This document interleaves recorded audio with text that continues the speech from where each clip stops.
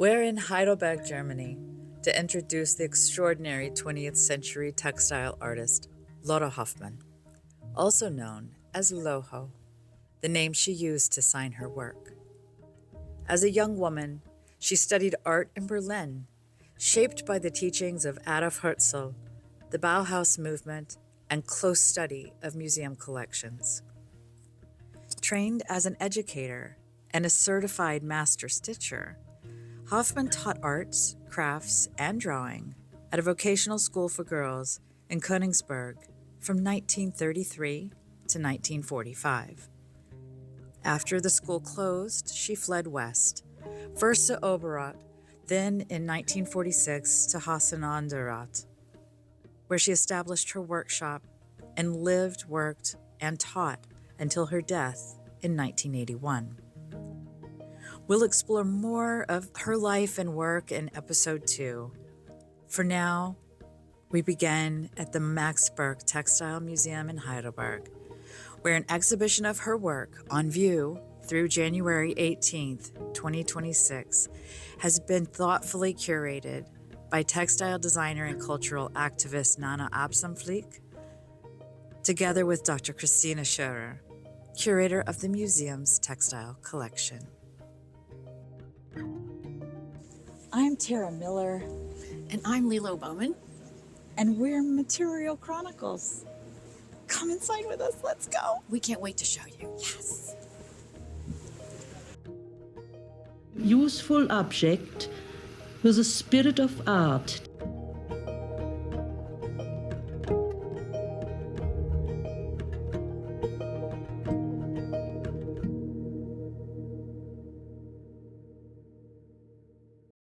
Hello, my name is Kristine Scherer. I'm curator of the Textile Collection Max Berk since 1992. And the museum Max Berk is existing since 1978. It is in an old Protestant church and was founded by Max Berk, who was also the founder of the group Betty Barclay, so female dresses. And we are presenting special exhibitions 2 or 3 a year, because it's very important to have special exhibitions to get the public.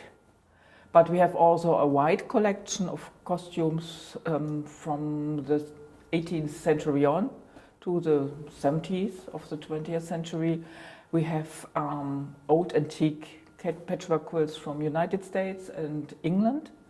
We have from India and from South America some textiles. We have also ikats and batiks from Indonesia and so on. It's a wide field. We have planned an exhibition with the international group Quilt Art, which was founded in England, but there's also a quilt artist from the United States in the group since many years, and one from Hungary and some British, some German, 3 German now, or 4. And afterwards we have the presentation of the prize of Lotte Hofmann Gedächtnispreis. It's difficult to translate it into English. She made a donation together with her sister to give prizes to talented German textile artists, not quilters. And this will be in autumn next year. 18th October will be the opening, or the prize-winning ceremony. Now we have, and I'm very happy about it, a presentation of Lotte Hofmann, a German, very important German craftswoman, and also textile artist. And thank Nanna Aspholm-Flik, who helped and who made the research, we can show here many works from private collections. And she was a fantastic woman, a very sympathetic woman with humor and wonderful pieces and a great diversity. She stitched with machine, in the beginning with hand, but later on with a machine. But it's a wide range of works and techniques. Yeah, hi, my name is Nanna Aspholm-Flik. I'm from Finland and I live in Stuttgart, where I run a studio workshop for textiles and research. And I'm here today at the Textile Museum in Heidelberg at Max Berk Textile Collection. And I'm the co-curator of the Lotte Hofmann exhibition that runs until 18th of January 2026. And next to me is one of Lotte Hofmann's magnificent pieces of stitching. She was a master stitcher before the war, before the Second World War. Actually, she did a lot of stitching in tulle. Tulle was like the master stitching at that time, and that was where the most expensive products were also sold regarding stitching, or were like getting the highest prices. And after the war, or actually during the war already, she made this small bag as proof of her stitching skills. It was her masterwork for the degree master stitcher, and it's a lovely, lovely small bag, like an evening bag. Has many small pockets. It's a very intricate little innovative bag that she designed herself. Has a little bit of Japanese touch to it also, and the story on it is actually like a love story. It's a farmer meets like a farming lady, and then they get probably married. I mean, there are lots of birdies flying around, and it's very clearly a love story. And then when you come to the back of it, then you're actually watching them sit on a bench, but you see them from behind. So usually, of course, you would like to have everything kind of, looking onto their face. But you find in this bag also Lotte Hofmann's basically ingenious in always having a touch of something fun or something surprising in it. And you actually will notice that in many of her works here at the museum also later on. But this is the start of it. This is the oldest piece in the exhibition. Could you tell us a bit about what it means to be a master stitcher? To be a master stitcher, I mean, it requires, of course, a curriculum. I mean, that you fulfill the curriculum, that you have your own idea of stitching. I mean, that you don't just that you are not just masterful in the skills, in the different skills, the traditional historical skills, but also that you can adapt them and tell your stories and using the technique. And what is the length typically for going through the master stitching program? Well, I don't think that there's a real length regarding how long you have to study it or when you can apply to become a master, say, stitcher, because she also was a master tailor. And when it comes to becoming a master tailor, also you basically have to show enough proof of your skill, and then eventually they decide, a committee decides on it. So we have to remember that she did all of this also during the war. So I don't think that everything was running completely like it normally would before the war, after the war. But doubtlessly, she was a master in both tailoring and stitching. In her case, to have the degree of master stitcher and master tailor, it really helped her in founding her small studio after the war. If she had not had these qualifications, she would not have been able to open up her studio. That happened 1946, so a year after the war ended. And that's actually been documented. We even have the document here in writing that she was able to open up the studio thanks to her 2 degrees. So without a degree, you really couldn't open up a working studio? Without the degree, you probably would not have been able to. It was like smooth riding for her in that case. That was, of course, a huge blessing for her. So now I'm standing here at the beginning of the exhibition. We decided together, Dr. Scherer and I, that we start with a kind of just a quick overview of a couple of the drafts, the sketches that are around of hers. I mean, the starting, showing a little bit glimpse of the process of her design and her making, and then also showing actually the international reaction that she actually got as a person, because there are all these letters from all over the world that somebody made into a collage, and that's really nice to just show at the very beginning already that it was just not only the region here around southwestern Germany, but also internationally she was very important. And this is just to show some of the techniques that she used, because she did work a lot with natural fibers. So something like this, a kind of a netting that we will later on see in some of the works where she actually uses as a base or a kind of a structure that she builds into the works. Or here where you can see a kind of a collage of machine sewing, but also the really like rough, I don't know, they are probably potato sacks that she cut into pieces also for the kind of a grids that she involved. But at the same time, they are like red lines, like red threads going through the work, but it's not at all yet finished. It's just fascinating to see how she worked with her pieces, or in here where she was made an application, but usually the application works such that you actually add on to your like fabric that that you use as a background. But here, in fact, she made a hole where the flower is, and then actually usually the ground is actually kind of pulled up, so it's kind of working in a mirror effect. And we know that it's a draft because you see some very light like drawings here that she was probably like thinking about like whatever, filling the leaves to it. It's a beautiful piece. In the box over here, in the metal box, we also have many drafts, because this actually belongs to Frank Söhnle.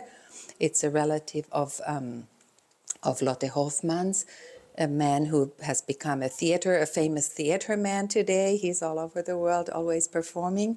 And he is one of the big lovers of Lotte Hofmann.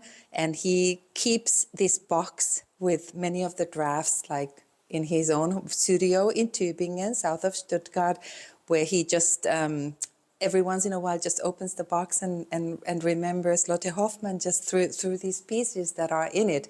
And they are not at all finished pieces. They are all basically drafts and leftovers of some of the bigger pieces that she was working on. And he just loves it. And he is very keen on also presenting them to people at different occasions. And he's been at my studio, and he is now extremely happy that we use it as like the starter piece basically of the exhibition. And over here, it's maybe interesting to know, I mean, here it's written in very big letters that it's the Milan Triennial 1951 that actually she was kind of using as, very obviously using as an inspiration for this very magnificent stitching. Basically here, she did so many things in this piece. I mean, and also using the materials, there is also some golden like thread in it, but there's also bast, like, I mean, like a very, very like, how do you say, authentic, really normal kind of like, you know, grass. Basically, it's kind of a grass that she used for the wine basket, and then she included small, tiny pearls. So this reminds us of her earlier stitching also, where she was using pearls. I mean, these are the mini pearls.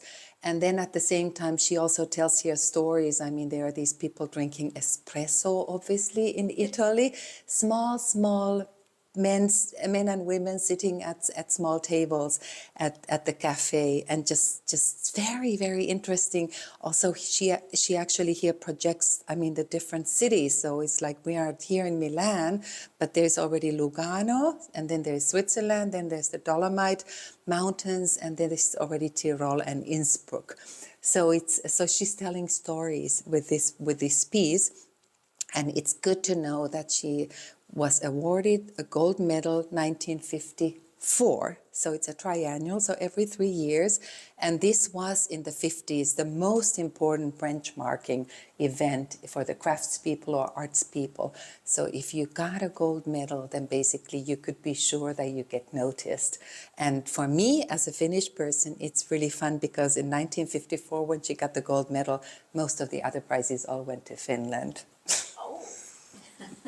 And here, I like this one. This was also just basically an object that was presented to us also for the exhibition. It comes from the relatives, and we are not sure who actually made the collage, but it's really fun to just see all these letters from all over the world that arrived at Lotte Hofmann's studio.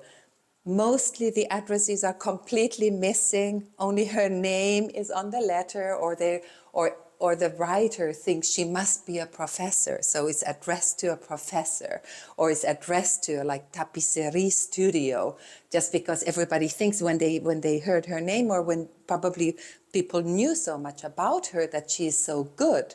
So then they basically just expect that she must be running a tapestry studio, or she must be a professor, and all this kind of stuff. So it's just really fun. And we really don't know or who made it, but obviously they had all these letters so that they could take the pieces out and make a collage out of it. So these are examples of motifs? Well, these are examples of motifs and techniques that she used. It shows the richness and the whole diversity and her kind of world. So in small pieces, it introduces the different elements also that you might find then in the rest of the museum. And then there are some highlights also that we are showing, actually thanks to pictures, because we couldn't, for example, if you walk that way, then there is this Torah. There is, for example, this picture. This is a Torah cover, a Torah textile that was made by Lotte Hofmann 1963 for an exhibition in Cologne. And that was the first exhibition that discussed Jewish life in Germany after the war. And the picture is actually made by the Landesgewerbeamt, so the state of Baden-Württemberg was very keen on also promoting craftspeople and artists. And so they paid for making the photos, and they made sure that the good people working here also get like their forum. And these pieces are now at the synagogue in Lyon, France, and we were not able to get them because they probably used them. I was again also fascinated by all the various materials that she used, and when I saw in the video that she worked with peacock feathers, that would not have occurred to me at all. But everything seemed to be, if it's there and I'm fascinated with it, I'm going to see what I can do with it in stitching. Yeah, and Dr. Scherer actually researched about it. She read somewhere that, in fact, Lotte Hofmann supposedly made some drafts for the Shah of Persia. I mean, the one who was basically putsched in 1979. And so it probably means that she got in contact also with the international clients, potential customers of hers during her Frankfurt fairs that she visited every year starting in the late 50s for about 25 years. And so I think that also this topic, because it fits nicely with the kind of Persia and today's Iran, like this whole ornamental world that they have, because of course peacocks are kind of exotic. They are, and they're not birds in everywhere. Exactly. You think, as you said, in zoos or maybe at some estate where you might have them. And so doing something very exquisite. Yeah, nice. It's interesting. And then here also this kind of lace structure that she actually breaks into parts and makes something completely different with it. It's also very fascinating. And it's basically, it looks like she is stitching with a little bit of wool, even like a wool thread. Or then it's in the lace that she's taking apart. I haven't figured that completely out.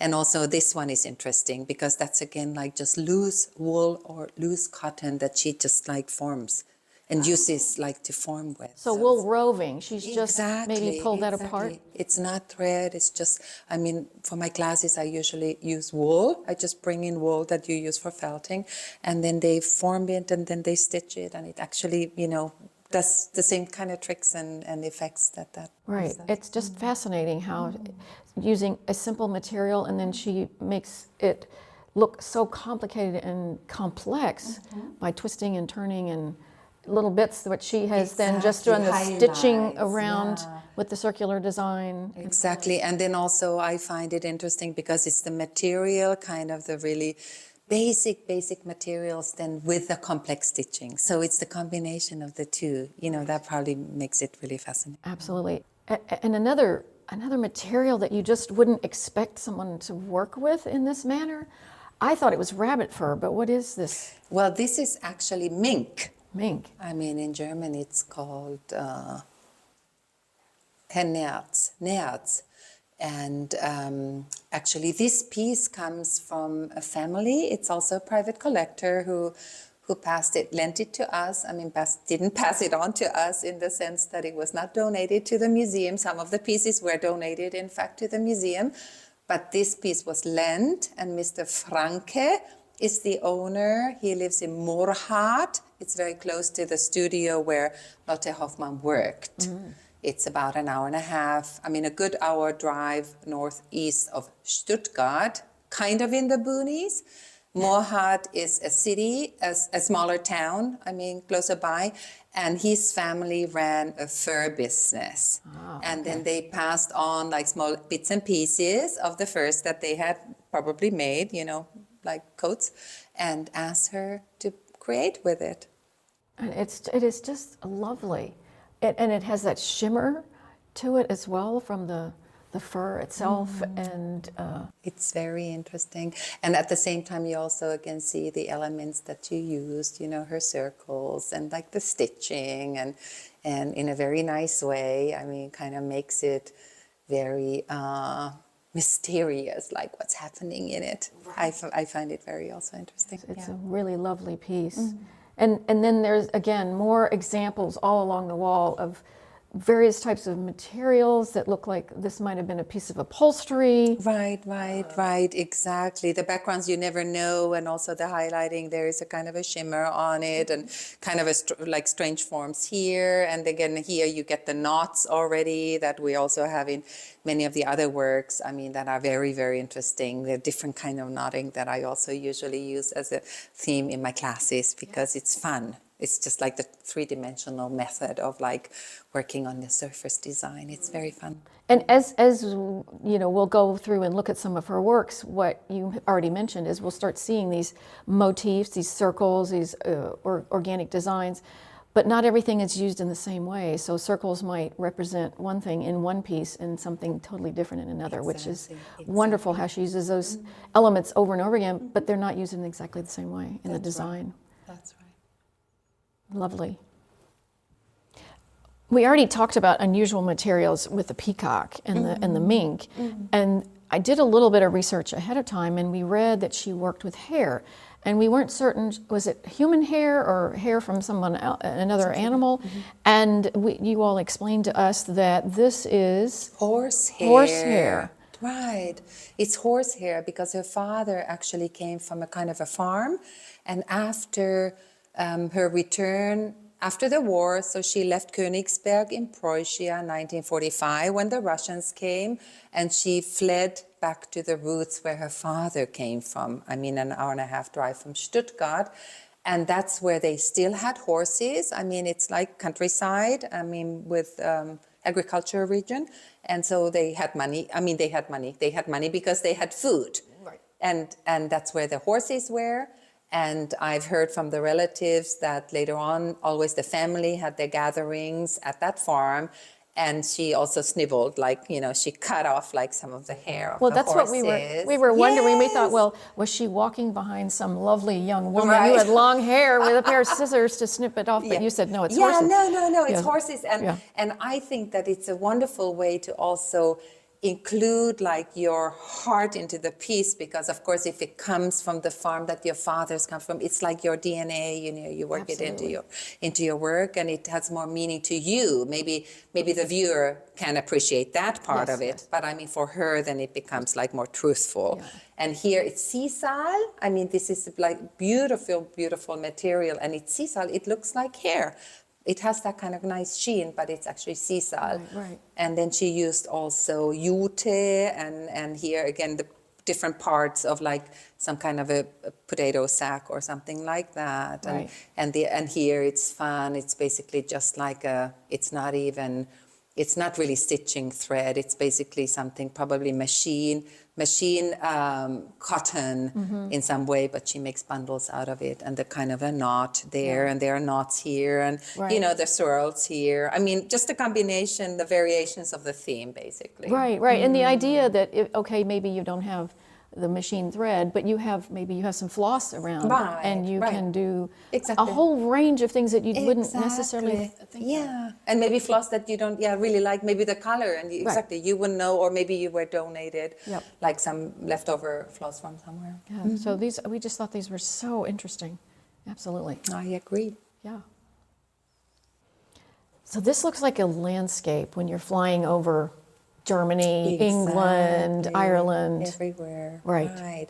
And actually, this is a commissioned piece by the City Hall of Oberroth, where her studio was. So Oberroth is a small town close to Morhat in northwest of Stuttgart. And it's actually hanging at the City Hall. When you enter the City Hall, this is the first thing you see. You have to pass it. And Lotte Hofmann is famous in her small town, in her Oberroth, and we're so thankful to also have gotten this piece to present it here at the exhibition, because it's just so beautiful with the different kinds of pieces of these fields and I mean the landscape, because everybody recognizes it. It's right away as a landscape, and everybody feels so pulled into it to basically come with your nose and check it out, like all the different kinds of designs in the different kinds of parts of it.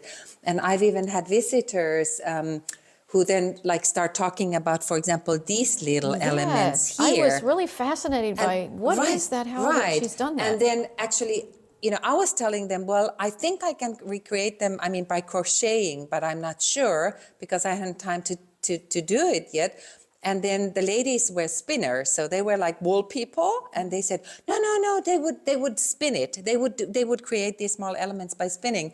And then the lady came back of that group, and I had figured it out that I can actually crochet them, and I brought them and I showed to her, like, you can crochet them, and she says, okay, I'll send you the piece in like spinning version of it. So it's just fun, just to again, just discuss all the different parts of it and just to see what it is. The fabric here, the cord that she uses, I mean, it's mostly like upholstery cord, like really kind of thick and sturdy material. I have been donated the original cord that is still leftovers of Lotte Hofmann's. So I'm actually passing on the original fabric that she was working with in my classes, and everybody's very fascinated by that. Right. And it's so interesting that it's not necessarily exciting upholstery fabric, but what she's done with it is given it so much character. Again, here we have these circles, and then she's got a little bit of, looks like yarn that she's put in the center. And then, guess what? Here's micro stitching, micro quilting that we've done on this upholstery. Exactly. And then you have the stripes, and you have the squares, and you have the whatever lines. I mean, it's really, and here, like it's whatever in another vertical direction is just fun. Right. It's and really all of fun. this with a little bit of fringe that has been a square that has been sewn on top, stitched around, and then she's fringed it as well, which is fascinating. And then this is this other kind of material that's again put on I think top. that's silk, basically. I think it's silk, or like, I mean, something thin. Something that's thinner that you can manipulate and like. And the undulating manner of it and the color scheme, as you said, you're immediately drawn to it as a landscape, and then you have to stand here, and as you're looking, you keep moving around and you discover some new element. It is so fabulous, and it's so wonderful that they have that on display in their town. They're so proud of her as an artist and have it right in the front, right as you walk in the door. Because she employed also the ladies of that small town. I mean, she was very helpful always to all the, especially women who were going through hard times. Then she always had an open ear to all their problems, and she was very much a team person, and she was very strict as a teacher. So she was probably a super teacher. And so everybody who was working for her, with her, were like really taken by her charisma and by her skill. I've actually met one of the oldest, the still alive last employees of hers. And that was also very fascinating. And that helped support those women's families as well. So she was helping a small industry is also helping the women and their families. Very much so. At that Yeah, time. very much so. And for her large commissions, then she had enough ladies who were then trained in her methods of designing and sewing, and so then she could rely on them. And that's probably also why she stayed there where she stayed, because that's where she established her studio in 1946, and she passed away in 1981. And I'm sure she was attracted to lots of different places for super duper studios, but she always stayed in her Oberrot. So that's also That says a just lot about the great. community, Yeah, that was it's where just she great. felt that's where she wanted to stay. Right. And could be herself and be productive Exactly. and supportive. Exactly. Yeah. Yeah. Oh, that's wonderful. These are just stunning, and normally they're under this glass, but because we're here and we have permission, you're going to pull a piece out so that we can really get a lovely view of the work. And this is silk. This fairly is mostly silk. Yeah, you can see down here. I mean, bits and pieces of silk, like kind of collage design. But we feel that it's actually a glass of sparkling wine in it because of the circular And all the bubbles in it. motifs and all the bubbles wanted to get Yes. out of the glass. So it's kind of a fun, like, celebration piece. And I heard that she always celebrated her birthday in late July and inviting lots and lots of people. And it was always the party of the year. So she really liked meeting with people, talking to people, being among people, and just celebrating, also having like also a good time. I mean, working hard was very important to her, but also then the other side was also important. Oh, yes. And it is. It's absolutely exuberant. It's joyful. It's so contemporary, which this is, what, in the 1970s? 70s. In the 70s. And Exactly. it is just marvelous. And the lady who actually donated this piece to me, she told me that she was visiting Lotte Hofmann. She was a child herself. She was not allowed into the showroom. So her mother went to the showroom and she sat at the stairs of the studio, and Lotte Hofmann gave her some toys always to play with. So she was completely busy with her toys, and then the mother was busy checking out on the newest art, and then that the mother bought and also gave to friends of hers. And again, as we've seen, the amount of detail is done with so much tiny stitch work. I mean, really very tiny, fine, delicate yeah. work, yes. Right, Especially in through here, again, this micro stitching. Exactly. And very exacting, and shows the skill of the maker. And also just the base with all the collage work in the beginning, basically, you can tell all the different steps. The whole process is basically visible also in this one. No, it's absolutely stunning. Right. Yeah, I love it. It is lovely.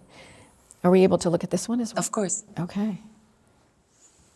And her sense of color is also exquisite. So, Completely. you know, opposites on the color wheel, orange and blue, and then obviously other colors mixed in there. But again, this is really stunning. Yeah, and some people see like a monkey in it. Some people see also there is like a fish here, maybe. yes. Is there a fish? I don't know if you see the monkey.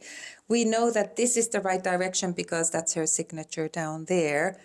I was thinking first that maybe it also works this way. Yes. But actually, this is the right way. Yeah. Okay. It Yeah. does look like a little fish because it seems like this is an eye. I don't see the monkey. You in don't it, see the but monkey maybe either, it's yeah. my angle. Maybe the viewers can see it. I don't either. Yeah. And this is again a collage and lots of color through the work of the stitching on top of the color that's already down. Exactly. But also like something silvery up here, and then you can see again the cord down here. I mean, she always or not always, but often she kind of hides small little things Little somewhere. details. So when you keep looking at it and admiring it, then you find usually the surprise pieces in it. And there's little bits of glitz from Right. metallic thread Right. in there also that is that nice little unexpected sparkle Completely. on there. Yeah. Another lovely piece. And then this one you mentioned they think is a self-portrait. Exactly. I've heard that this might be a self-portrait. It's of course a very funny one. I mean, it's funny because you were also saying it's not really flattering. No, it's a little scary, but he's Very kind of monster-like. smile. But big, that's right. Yeah, big smile.